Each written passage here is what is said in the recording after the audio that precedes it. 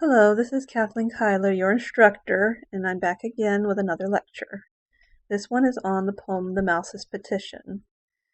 Anna Barbauld wrote this poem when she had visited John Priestley at the university and found a poor mouse that he had caught in a trap and was going to use in an experiment. And he was experimenting in something very newly discovered then, and that was oxygen. Of course, it already existed, but they were finding out and discovering what it was. Okay, so here is the first stanza. Do you recognize the format? 4 lines, that is a quatrain. And it starts out, "Oh, hear a pensive prisoner's prayer for liberty that sighs, and never let thine heart be shut against the wretch's cries." So here we see already the speaker, the one who's telling the poem, is a mouse. He's using the first person point of view, and he is speaking to a scientist who has the power to free him. In a way, this is a form of a dramatic monologue, because in a dramatic monologue, you always have a speaker. They're enacting a scene, and we can imply who the audience is. They're talking to someone. That someone never speaks back, but is being addressed. Also notice that the rhyme scheme is A, B, C, B. That means prayer does not rhyme with shut, but sighs rhymes with cries. So both the second and the fourth line rhyme in each stanza.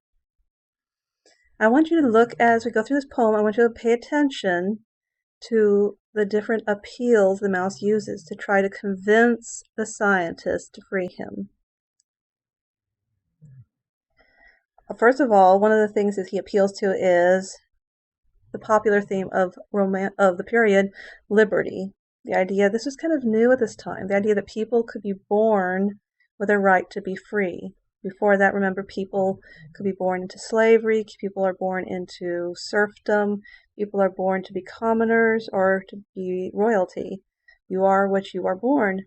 But the revolutions in America and in France were opening people's eyes to the fact that there is such a thing as equality and right to liberty. And of course, at this time, the scientist would be considered very out of it if he would turn his back on the idea of liberty. Also, notice a poetic device she uses. It's alliteration. You may have heard about that already, but alliteration is just the repeating of the initial consonant of words in a close proximity. And we see here, pensive prisoner's prayer, the P is repeated in those 3 words that are close together.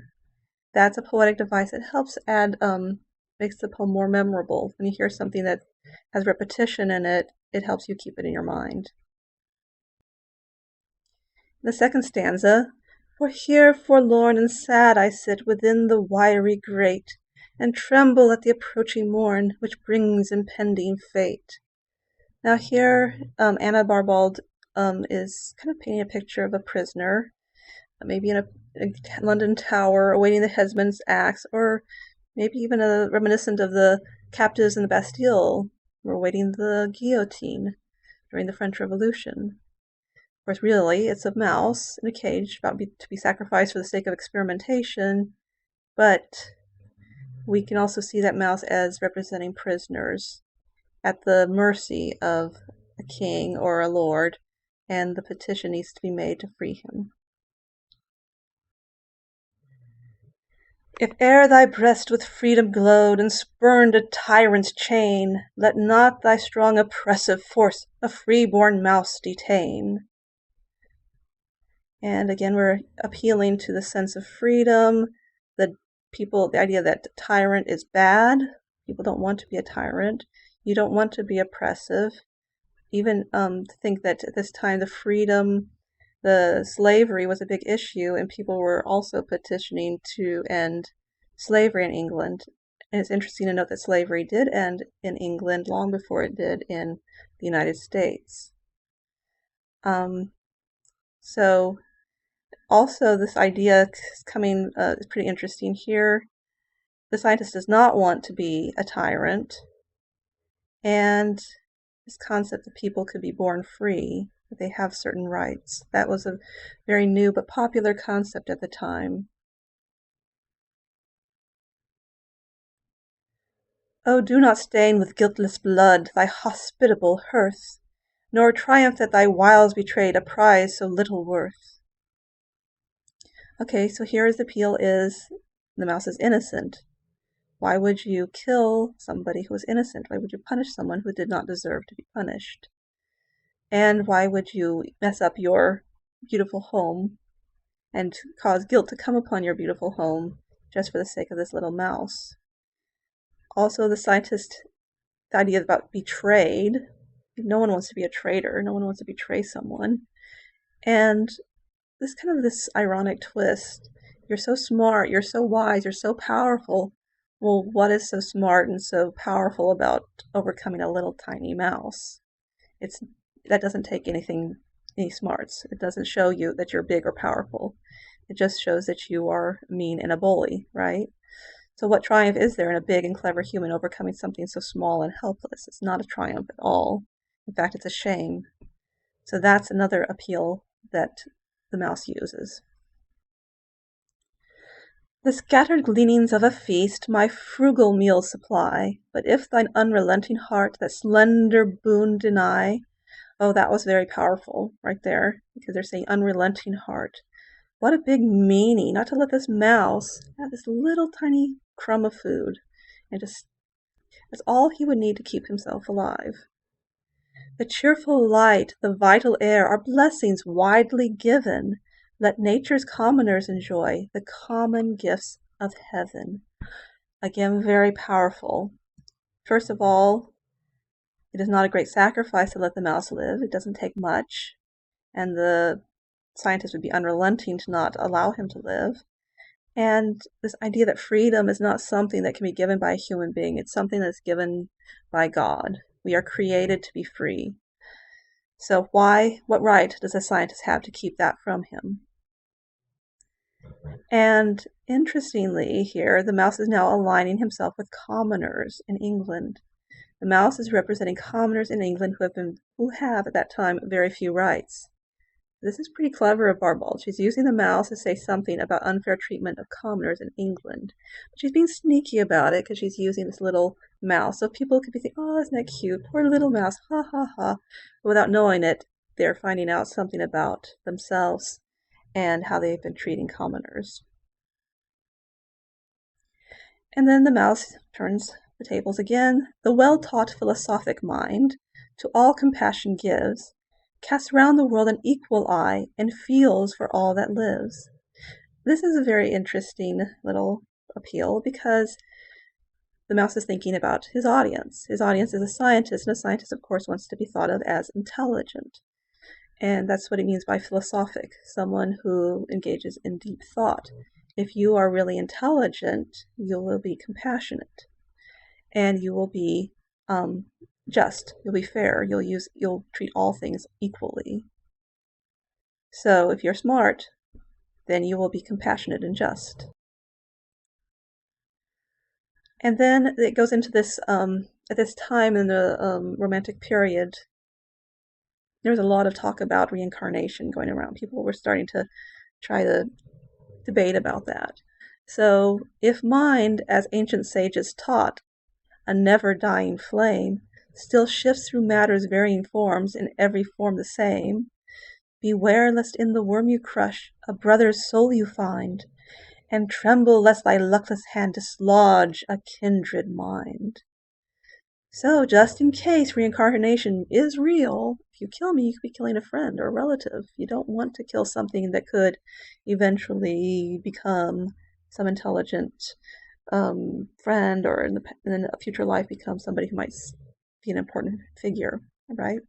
So it might also be a scientist. And then another, like whether or not you believe in reincarnation, here's another side of the story.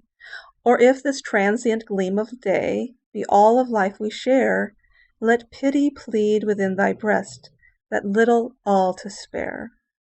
Okay, so even if this is all the life we have, from the day we're born to the day we die, why would you begrudge a fellow human being, or this mouse in this case, just a little tiny snatch of life. And there's a subtle message, all of life we share. So whatever our rank, we are all equals. We all have a right to the life. Something that what makes us all common. We're sharing something. And then, here's the end. So may thy hospitable board with health and peace be crowned, and every charm of heartfelt ease beneath thy roof be found. I don't begrudge you anything. I wish you all the peace. I'm such a sweet little mouse. So when destruction lurks unseen, which men, like mice, may share, may some kind angel clear thy path and break the hidden snare. So here is kind of that you reap what you sow. If you help me, someone else will help you. You do good, and the good you do will come back to you. So he asks the scientist to imagine the roles reversed. What if he one day is a helpless being trapped at the mercy of a powerful king? Wouldn't he want to have that king to feel mercy toward him? Well, then he should, just to plant seeds of kindness, go ahead and help this mouse. Very powerful, again, very subtle, powerful move she makes when she says men like mice. Kind of like she sneaks up on people and says, look, I'm really using this mouse to represent humanity, commoners, and to show that you may look down on something small, but really we are all equals. So here are some notes I want you to take away from this. First of all, in this poem, Anna Barbauld uses the voice of a helpless mouse to speak up for three things: the rights of helpless animals, the equal rights of commoners, and, subtly, the rights of women, because that was a big deal. Here she is a woman writer, and she's speaking about freedom through a mouse. The mouse persuades the scientist through a series of appeals to the scientist's humanity, his intelligence, his religious beliefs, his love of liberty and empathy to free the mouse. So she uses a series of appeals, the Aristotelian appeals. And it's nice to know that the poem did accomplish its first purpose. The scientist did free the mouse. Felt sorry for the mouse after he could not resist that poem. But it is sad to reflect that readers of the day would be more likely to listen to a mouse than to a woman. So she had to use the voice of a small little mouse instead of herself presenting those words like Mary Wollstonecraft tried to do in The Vindication of Women's Rights. Thank you for listening to this lecture. If you need to watch it again, go ahead. I'm also going to be enclosing a PDF that does not have my happy little voice on it, but it will. You'll have the notes there that you need for the quiz. Thank you, and can't wait till next lecture. See you later. Bye.